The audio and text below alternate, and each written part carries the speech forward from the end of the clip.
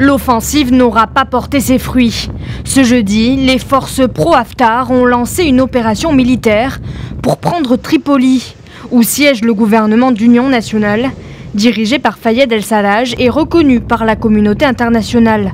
Mais les combattants et milices alliés de Fayez el-Sarraj les ont repoussés après un court accrochage d'un barrage de sécurité à 27 km à l'ouest de Tripoli. Fayez el-Sarraj a ordonné à ses combattants et milices alliés de les repousser. Des dizaines de combattants ont été faits prisonniers et leurs véhicules saisis. Jeudi, Khalifa Haftar avait ordonné à ses forces d'avancer en direction de Tripoli, promettant d'épargner les civils, les institutions de l'État et les ressortissants étrangers. La force de protection de Tripoli, une coalition de milices tripolitaines fidèles au gouvernement d'union nationale, a annoncé aussitôt une contre-offensive pour stopper l'avancée de ses adversaires.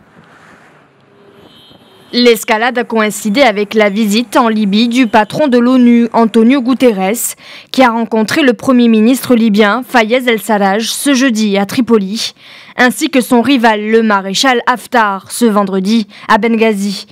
Depuis le renversement en 2011 de Mouammar Kadhafi, tué après 8 mois de révolte, la Libye est plongée dans l'insécurité avec la présence de nombreuses milices qui font la loi.